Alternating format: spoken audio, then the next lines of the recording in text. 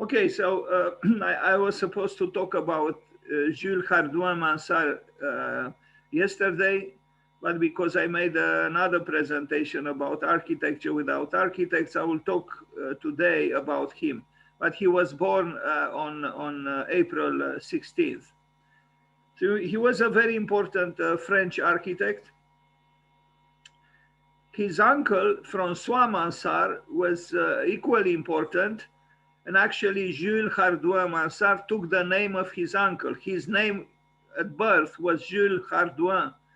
But because he was probably very affectionate towards his uncle, an important architect, François Mansart, he decided to add to his name the name of his uncle.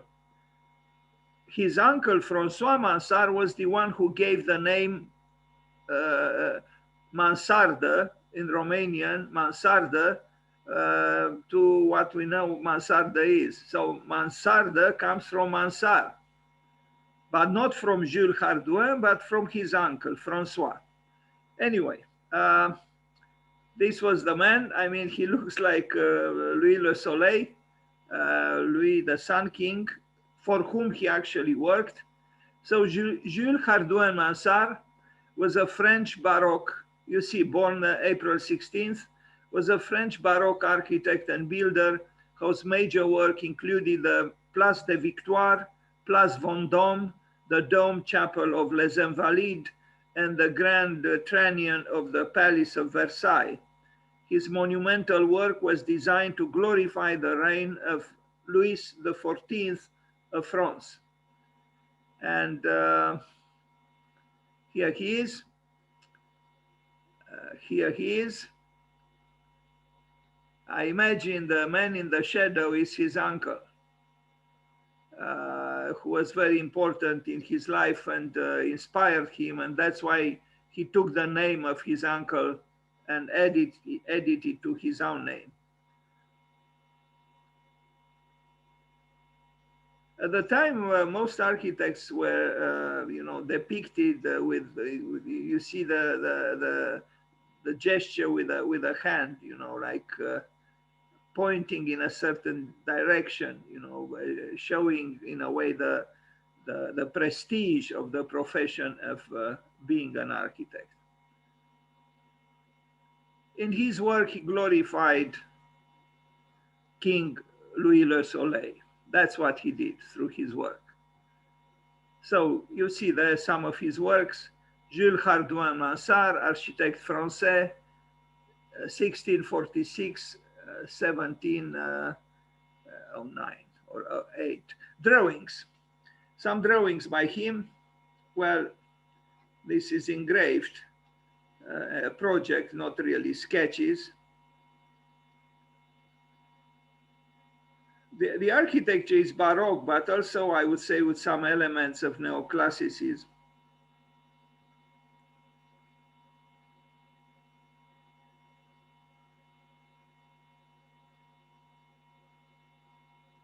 So his works can be seen. They are still doing well, so to speak. The church of the Hôtel des Invalides in Paris, 1676-1691. So it took 25 years to build. It was not a little thing to build such a building in Paris at that time, and I would say at any time. So this was built by Jules Hardouin-Mansart.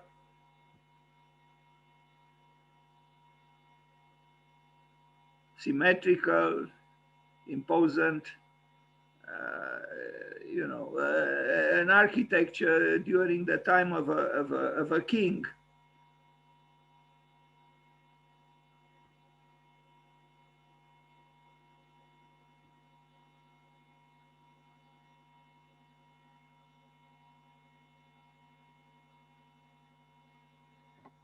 Yes, within this church is the tomb of Napoleon. And you are going to see some pictures from the inside. Here it is. The great Napoleon was buried here. And you can imagine the importance of this church and this place. Now, sometimes you wonder, you know, the fame, the prestige of these emperors, is it always very justified after all? You know, the wars that were waged by these emperors, and not just Napoleon, were deadly wars. Many people died, and yet, as you can see, we place the remains in a very important location, and yeah, it is what it is, I guess.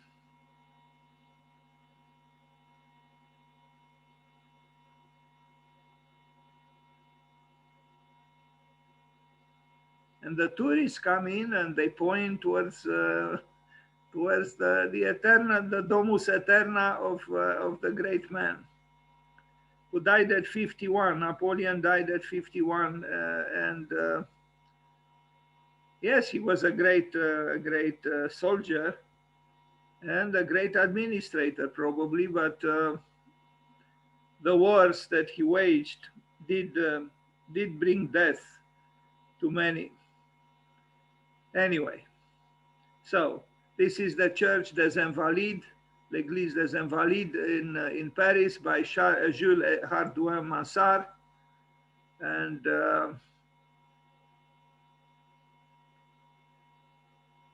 it's not so far away from Tour Eiffel.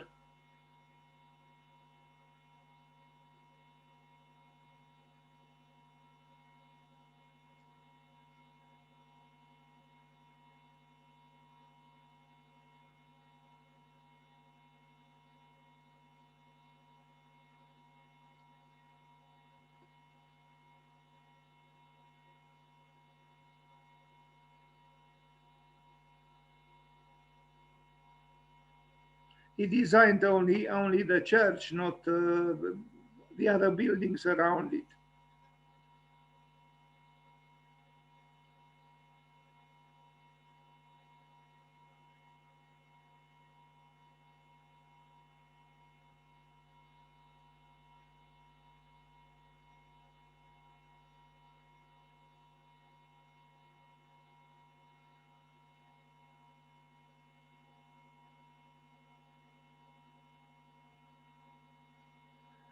Here is the architect. You see the Tour Eiffel at a certain distance behind.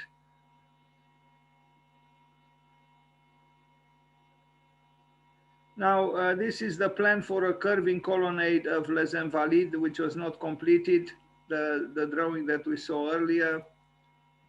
So the building was built, but not this colonnade, which in a way is similar to Bernini's colonnade in front of San Pietro in Rome.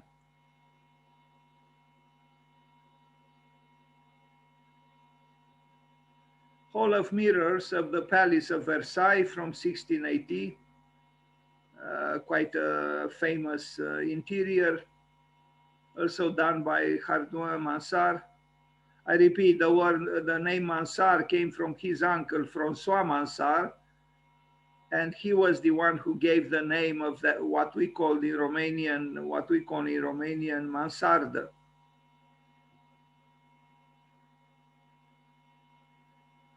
That's because he used that space under the roof in France as it is used now everywhere in the world, sometimes.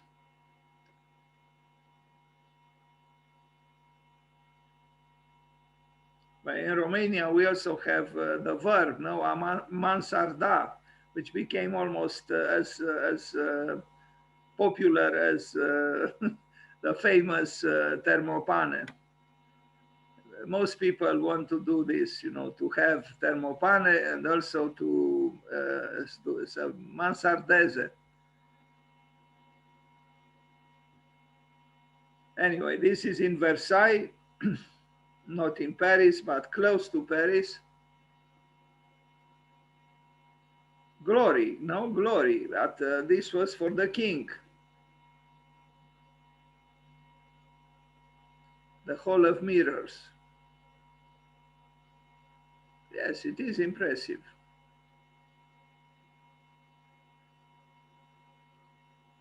And not only it is impressive, but it is multiplied. So because of the mirrors, so the splendors are multiplied. The Royal Chapel of Versailles, another work by Hardouin-Mansart.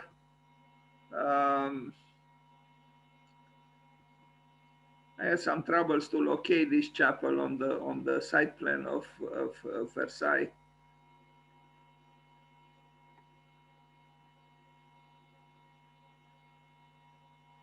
He was one of the important architects of France, no doubt, Jules Hardouin-Mansart.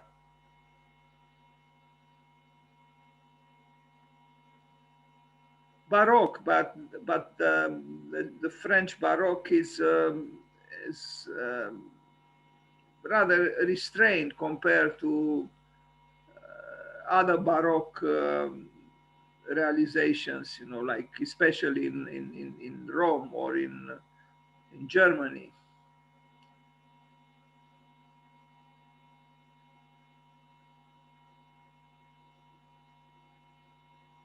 Here it is, the chapel at Versailles. The Orangerie at the Palace of Versailles, 1684, 1686.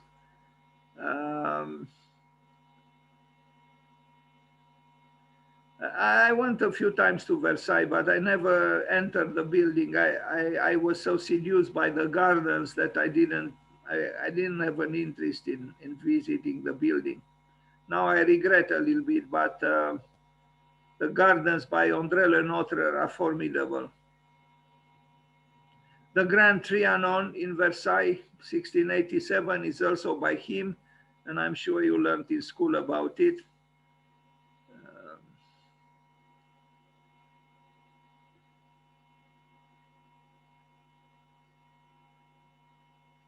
This I wouldn't truly describe as being Baroque. It's rather neoclassical, but I guess because of the you know, ornamentation present in the marble, but otherwise it's rather restrained.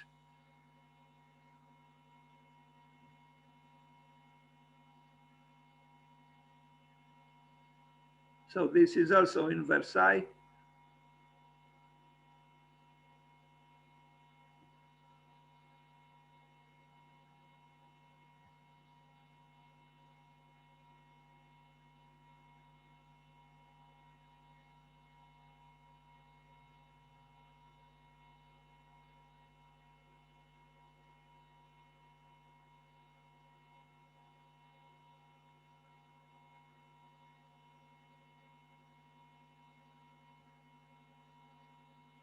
I rush a little bit because I have a lot to show, and as I said, at 7:30. In fact, if you are so kind, I don't see the watch or the clock. If you could tell me when it's 7:30, and unfortunately I have to leave today.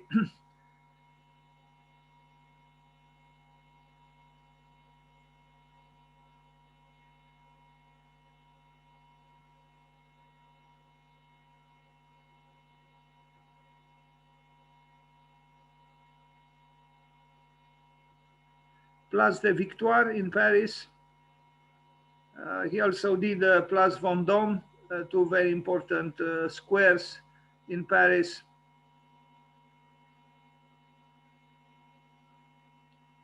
Now, I don't know. I mean, he did the square itself, but maybe also the buildings around the square.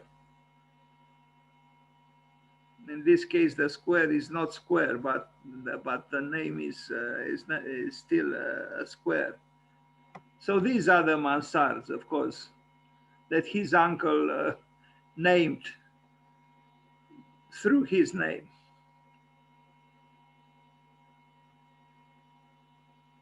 Place de Victoire, the place, the square of victories.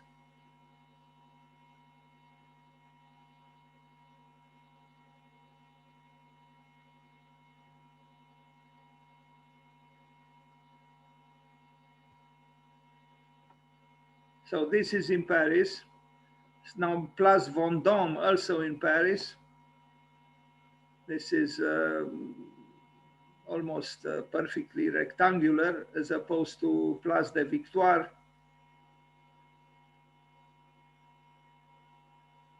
I see it was called Place du Louis le Grand, place or the square of Louis and the Grand Louis, or the Great, Louis the Great.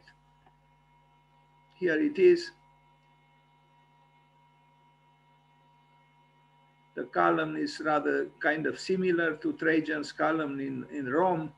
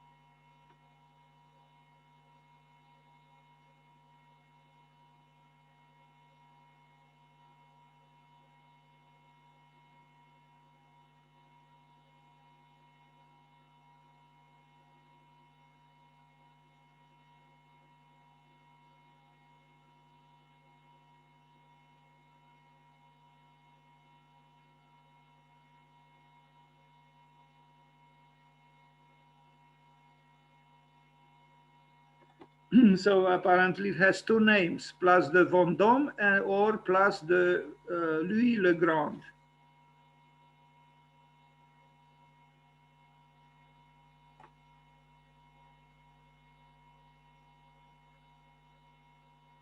It's a fine square.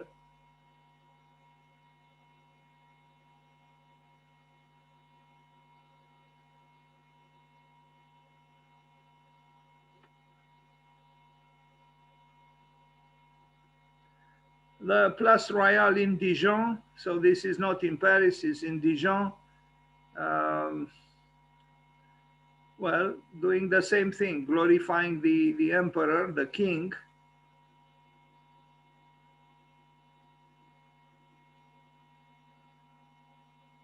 Always in the center is the one that the architect pays homage to.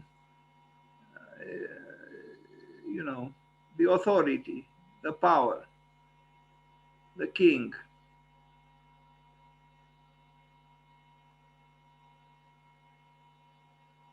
Sorry about this. Elevation of the central pavilion of the Château de Clagny, built for Madame de Montespan. Another castle, but I don't know if it still exists. Chateau de Dampierre. This one does exist. Also, Jules Hardouin-Mansart.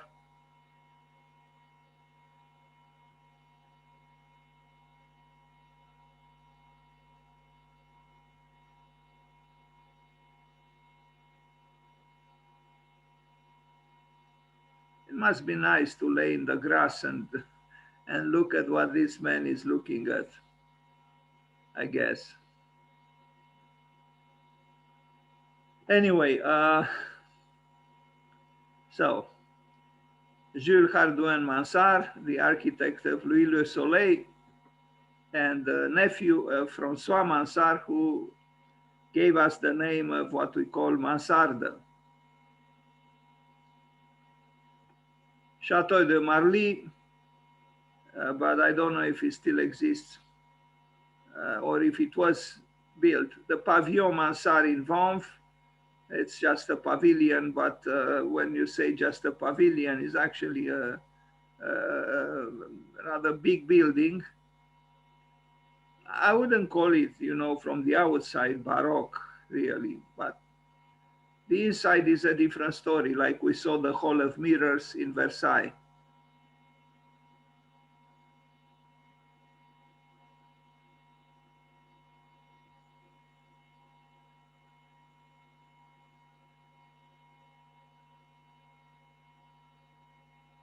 Chateau du Val in Saint Germain en Laye, a former hunting lodge, sadly remodeled. Yes, it does look remodeled, it's true.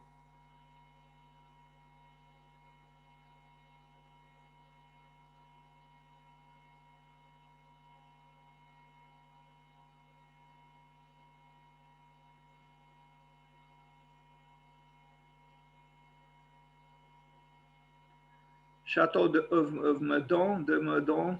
It was transformed in an observatory, and now we end the presentation about Jules Hardouin-Mansart.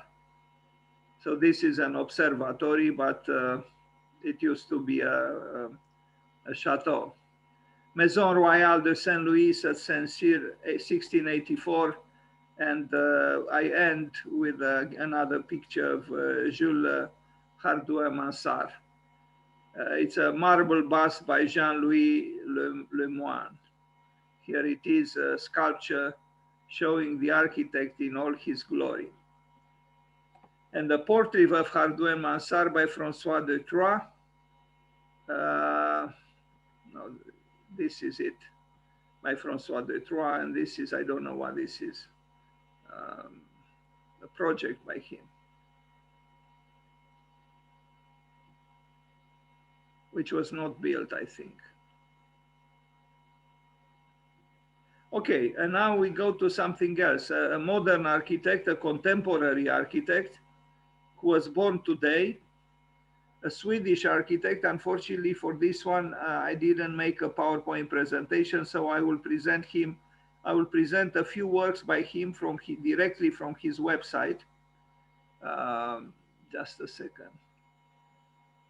I knew someone, an architect who worked for Celsing, and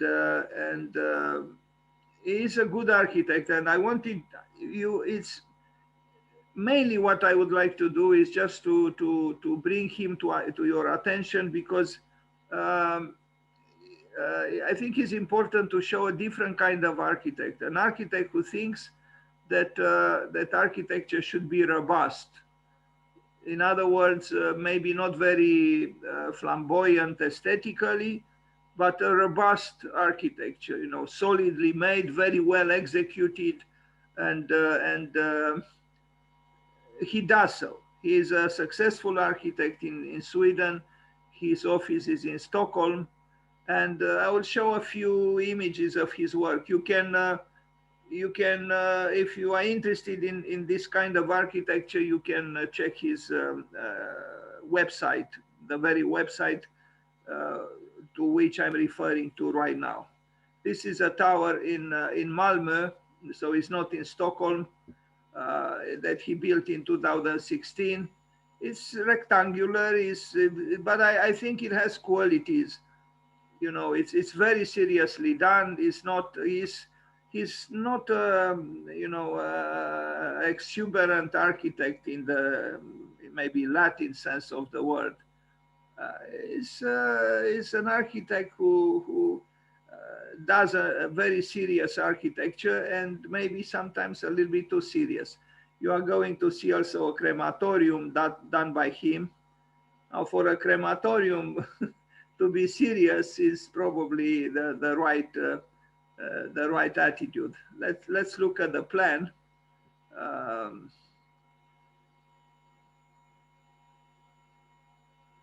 Very economical. You look at the plan, it's just a little corridor for 4 apartments, and you have 2 lifts or elevators and the stair, and then you know, the apartments are very economical. You know, the 1 bedroom, another bedroom, living with dining, and the kitchen here, and generous loggia, you know, corner loggia. I think it's a fine plan.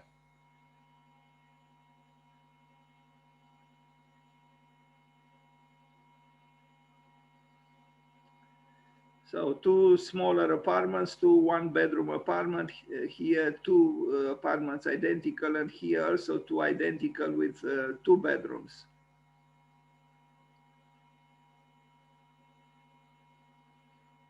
I want to show you also a house he built. It's called the Madrid house. I don't know why. I thought it was in Madrid, but it's not in Madrid. It's nice because it's in colors. It's a summer house from 1994, and I always welcome color, and here it is. It's a little house, but I think it has character. And it is rather joyful, maybe because of the color mainly. Let's look at the plan. Unfortunately, it's a little bit too big, but I mean, the resolution is, you know, a little summer house, but it's not so little. I mean, it has 3 bedrooms, and let's see the other plan.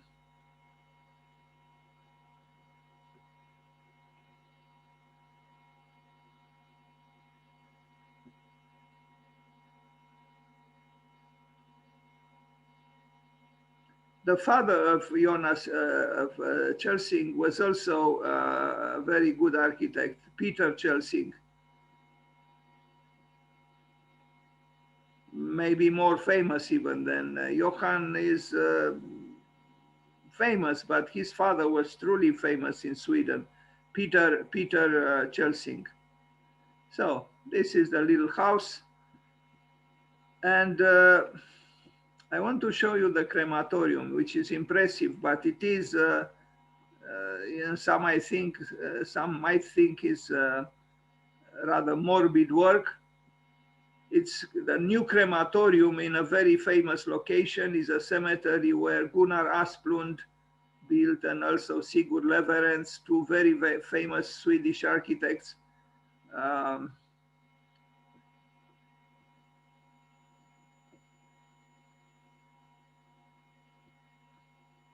Yeah, this is the building surrounded by lots of trees.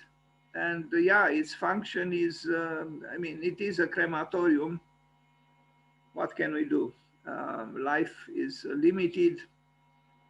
I hope I have a picture from above so you can see how the roof is sloping. You know, you see it here. But if you are interested in to learn more about this place, it is a very famous place because of what Gunnar Asplund, maybe the most important Swedish architect. He died, but he built a few very important buildings in this cemetery, where also Celsing built this, what is called the new crematorium.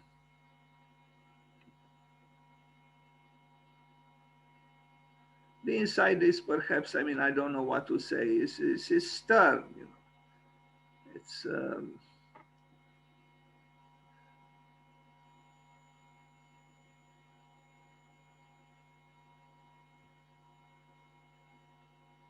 for my taste is a little bit too stern. I mean, you know, death is not a joyous event, but it's something about this architecture which somehow amplifies the sadness of the end of life. I want to show you also a church he built, a very unusual church in the sense that it doesn't look like a church at all. It looks like a house. I hope it is shown here on his website. It should be.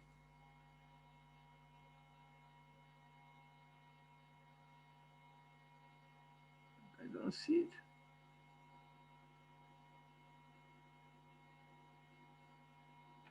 I think it's this one.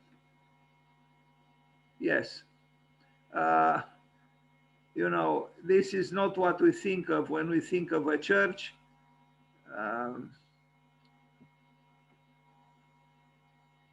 Look at this.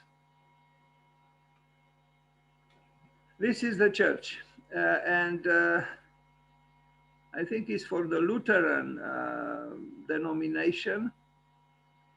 The inside has, I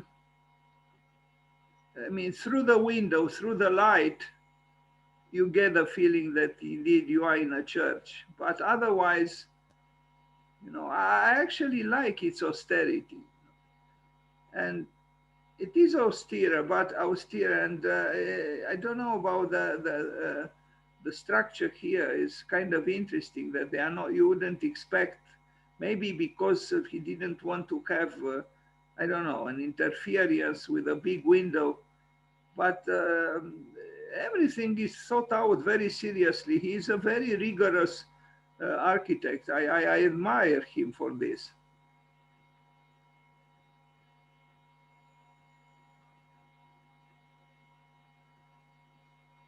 So you, the 5 or 4 people, or I don't know how many you are here now, you are probably the only ones who know about Johann Celsing in the university here. No one talks about him, but he is a very good architect, and I suggest to you, if you have time, to go to his website, this very website, from where I show these images, and you know, study his work a little more, because he's not as seductive as you know, some other architects today, but I think his seriousness is something positive and something worth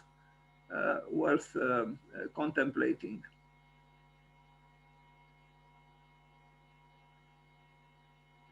In other words, he is not playing games with architecture. No, not at all. He is a builder. What else could I show from his work? I think these few works would create a certain image about his oeuvre. It is his birthday today, so let's wish him happy birthday. Maybe next year, if we do this again, we'll invite him to join us. I don't know if he will accept the invitation, but we could try. Now I want to do something else, because today also was the birthday of Camillo Sitte, the important urban planner from Austria. And I want to read a text which I discovered, which is, I think, quite good. So please bear with me. And after this, I will make another presentation until 7:30 about what is called aggregate urbanism, a new way of doing urbanism today. And I regret there are no probably urban students here now, but urbanism is important for architects as well. So I will read about Camillo Sitte. So Camillo Sitte was a very important Austrian urban planner who published this book, City Planning According to Artistic Principles.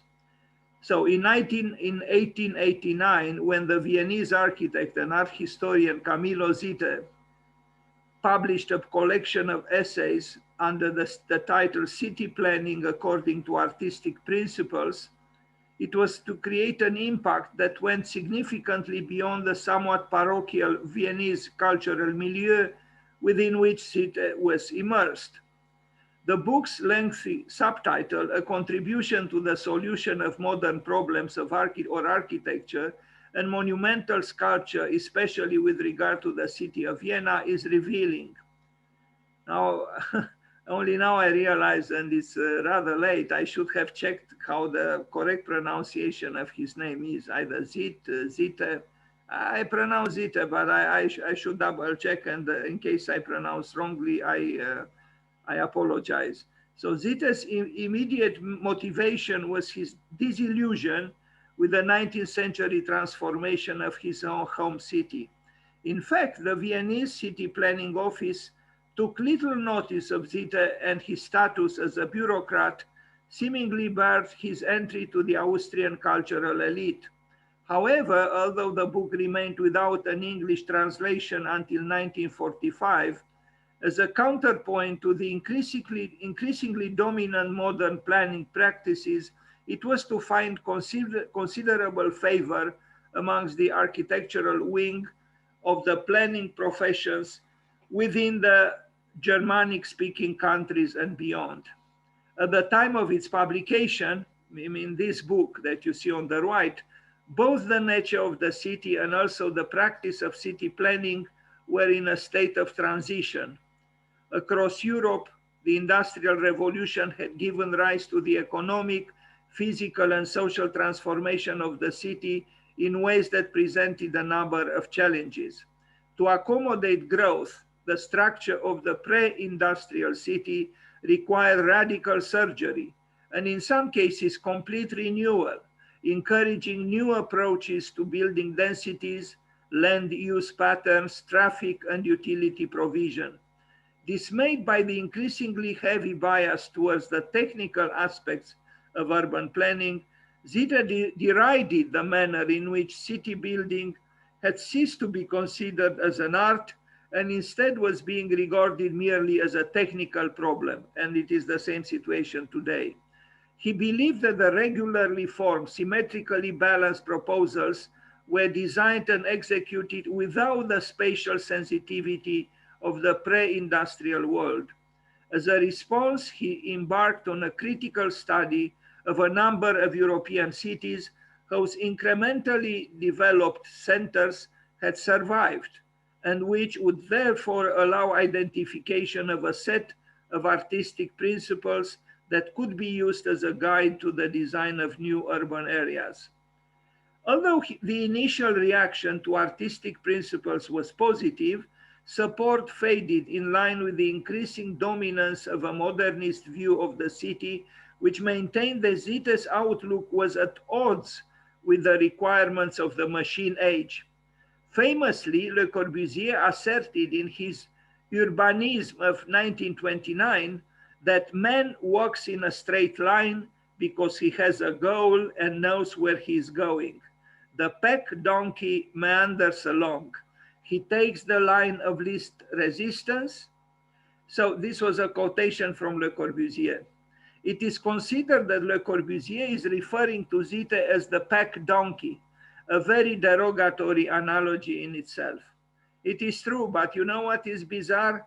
Although Le Corbusier criticized apparently Zita and criticized the donkey, at the end of his life, he wanted to build a monument for the donkey, the animal, not for Zita, in India.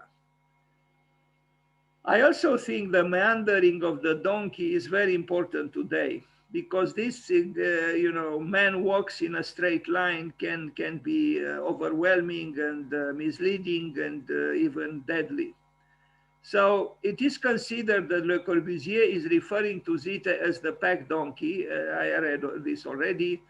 Indeed, while almost every planning student will be aware of urbanism, few will have engaged with artistic principles.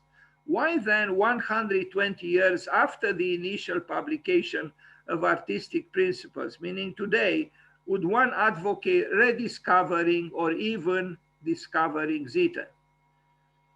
Years before the townscape movement emerged, Zita advanced the notion of sequential movement and outlined the need to create visually stimulating urban environments in which public space should be enclosed and well defined by the relationship between the depth of the space and the height of the encompassing buildings. He defended the role and purpose of both crooked and straight streets, and also the value of creating a rich public realm that befitted pedestrian over vehicular movement. Pocket parks are essential, and these should be considered as part of a wider landscape strategy. Anyway, the author wrote here, sounds familiar. I don't know if I will probably not read the whole text, or maybe I should, there's not much left. In over a century of technical advancement, urban design has evolved to a point where it is necessary to re-engage with Zita's principles. In Zita's time, it was the detritus of the industrial city that was held to pose a threat through social and environmental diseases. Today, many, please be kind and turn off the microphone. Thank you. Today, many see the motor car, which strongly influenced planning ethos in the 20th century as being the main problem, and I agree with it. The car kills the city. In response, planning authorities consider measures such as increasing the quality of public transportation and promoting the health benefits of cycling and walking. They also create better quality public spaces meant for people rather than for the motor car.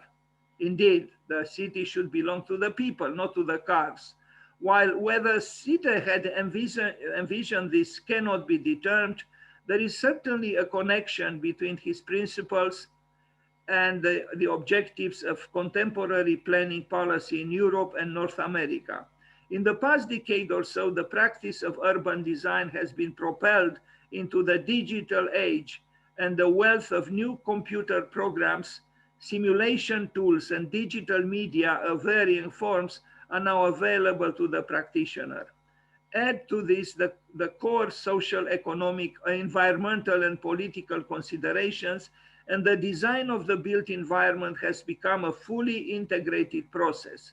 However, whilst admiring this well-prepared souffle, it is perhaps valid to once again review the role of aesthetics as a defining ingredient. In this regard, artistic principles offers a type of early design code document. It is its attempt to rationalize the aesthetics of urban design and translate them into a format that can be understood and applied by the practitioners. And yet, somehow paradoxically, it can be difficult to nail down Zita's principles.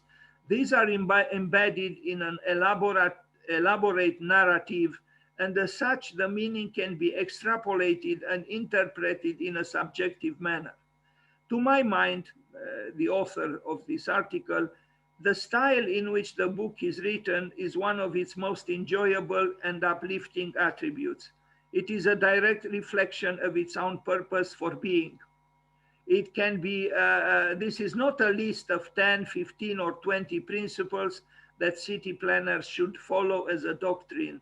Rather, it can be read as an idealistic description of the character of aesthetically appealing urban environments and vibrant public spaces. Essentially, it becomes irrelevant if you approach the book from a technical or an artistic disposition, or even if you succeed in extracting a list of design principles.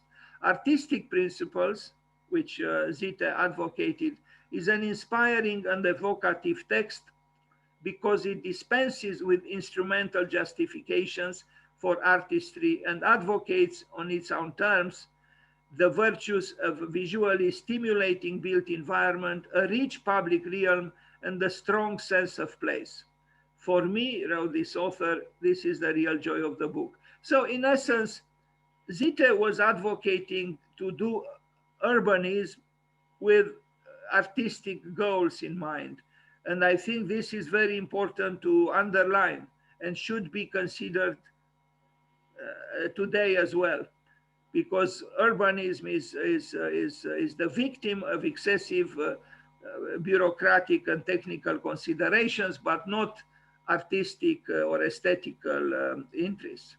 And now I want to show you, so let's wish Camilo Zita a happy birthday. He was born today on April 17th.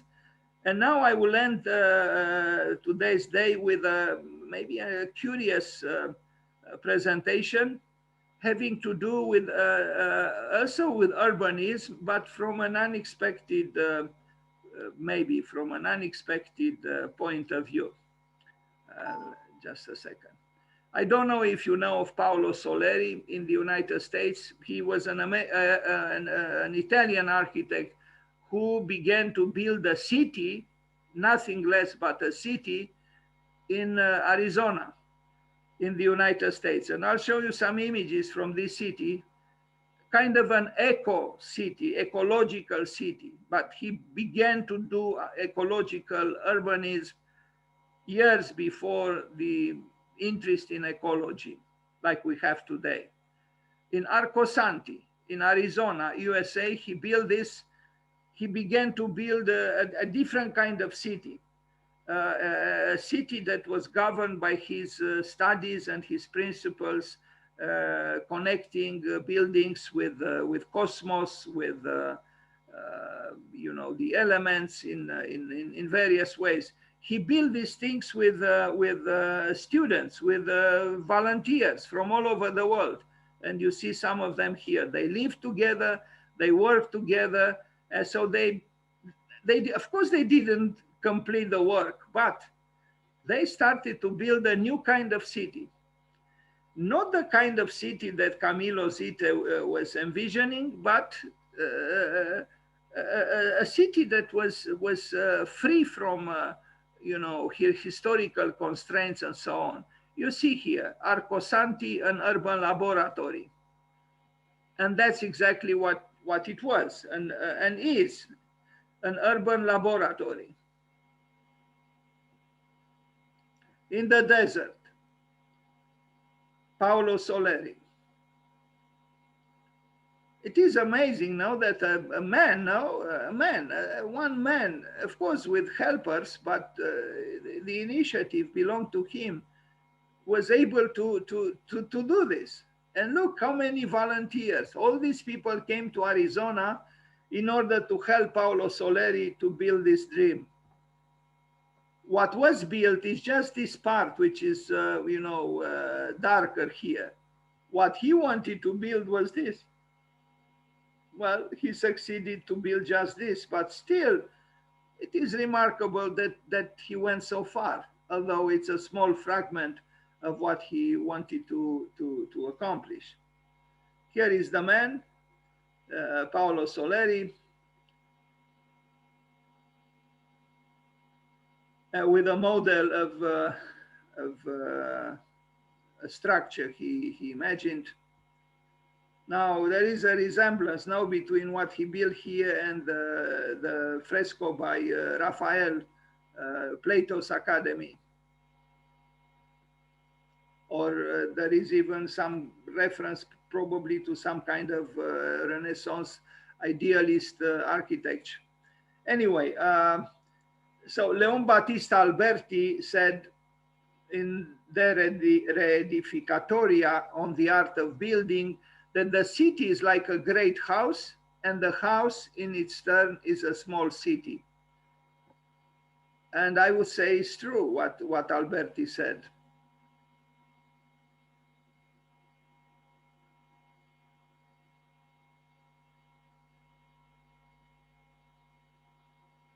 So I would have been curious to know what Zita would have said about this. Maybe he would have said this is not yet a city, and in a certain way it's not. But Soleri wanted to build a city, and you know he was able to build just what you see, and it's not so little though.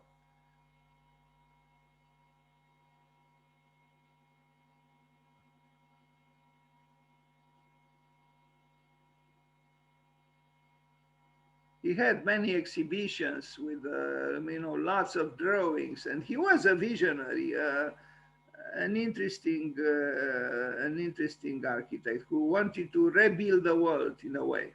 Some drawings of Paolo Soleri,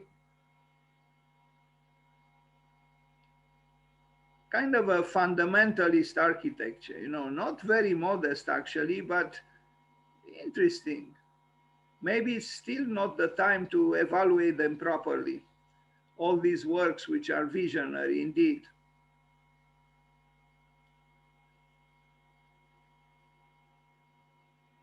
Now I show you, because this short presentation is about various of other kinds of urbanism by the way of Camillo Zita's birthday. I will show now a few works by Kiyonori Kikutake, the metabolist Japanese architect, the marine city in Japan. So the city is not just the historical city that Camillo Zita talked about, but also there were attempts to envision the city moving to water, on water. And the Japanese made all kinds of proposals in this sense.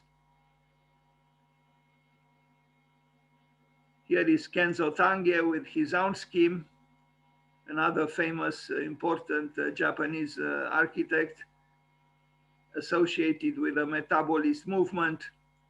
A scientific diagram, Kiyonori Kikutake's project for a floating industrial sea city from 1960.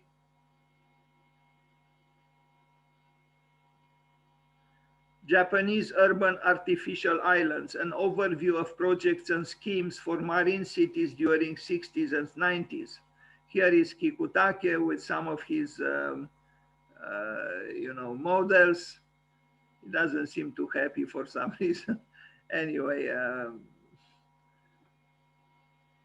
he built one of these actually. anyway, this is primal urbanism, something having no genealogy, so to speak, no non-pedigree architecture, if we are to refer to the words of Bernard Rudowski, about whom I talked yesterday. So he built this thing in on the left, on water.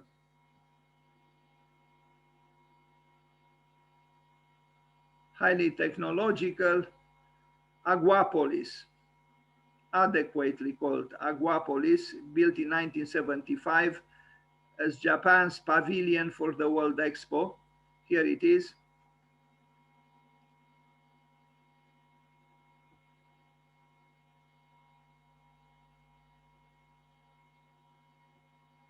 Now I want to show you a project, and in May I know this architect. She's a young architect now. She's in New York, and I want to show, you know, just mainly for the students to see her diploma when she was, I don't know, 23 or so, or 24. This is a project also in the proximity of the water. Is not on water, but very close to water. And it's a marine center, and it is almost like a reptile now, which advances towards the water. I think it's a nice project, and it shows also her knowledge of, you know, when she did this, I don't know, 12 years ago, 14 years ago, no, about 12 years ago, she, you know, the digital technologies were not so advanced as they are now. Here is the plan.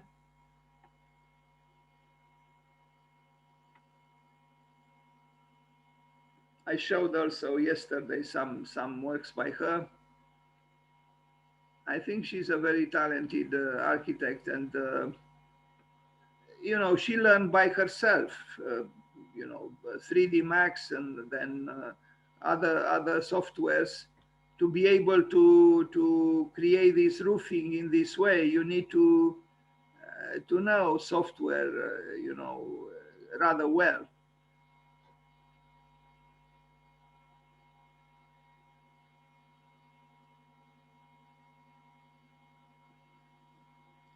So this was her diploma. I received an award at the World Architecture Organization for her marine research complex. It was on 2018. So yes, 13 years ago. And then you see, you can do also something else. Try to make projects as good and as innovative, as creative as you can.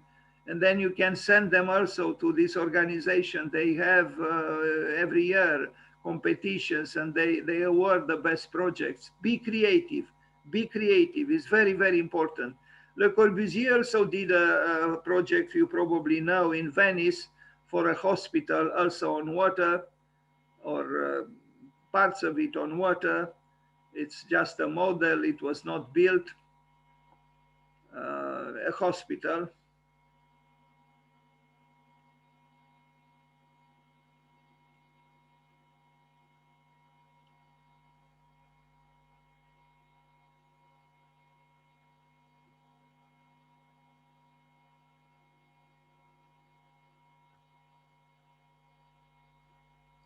Now, I want to show you something I did, something very neurotical, you would say. The title of this short presentation is actually Aggregate Urbanism. And the title or the wording is not mine. It belongs to an Austrian architect, Peter Trammer, and we are going to arrive at what he proposed. But I did some kind of aggregate urbanism, or could have been an aggregate urbanism, again, by the way of Camillo Zite and urbanism. I did some sketches, in a way, a proposal for Copenhagen for a competition in Denmark. This is one. Yes, there is a total disorder, if you want, but it was about contradicting the existing tissue, urban tissue, and revitalizing it in a certain way. I just did these 3 sketches, and that's it. Then I stopped. But I thought it was a kind of, you know, to bring into the urban art a form of vitality that would maybe irritate some, but maybe it would provoke in a beneficial way others. Anyway, there is some madness here, I think, but who knows? If this was built kind of like this in plan, I wonder what would have been there. Now, we arrive, and with this I end this presentation. Peter Trummer, he's an interesting architect and urbanist, and he calls for what he calls aggregate urbanism. This is his website, petertrummer.com, and you can study more his work if you want. Aggregate urbanism, the city as architecture and architecture as cities. In a certain way, is a title that or a naming that connects with what Alberti said, Anthropocene Piranesi. So he did this model with with an architecture that is contemporary, but it was, I guess, inspired also by the engravings of Piranesi. Again, I would have been curious. I would be curious to know what Camillo Zita might have said about this.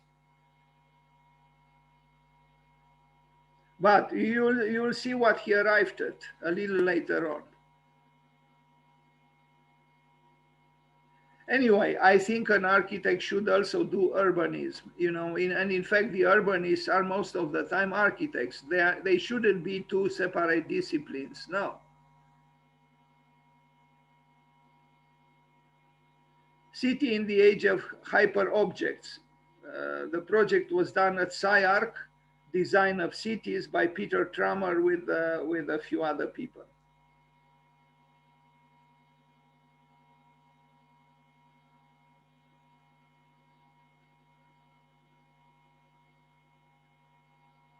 So it's a hybrid architecture, complex with elements of disorder. It's about a quest for vitality and for complexity. In other words, a quest for life.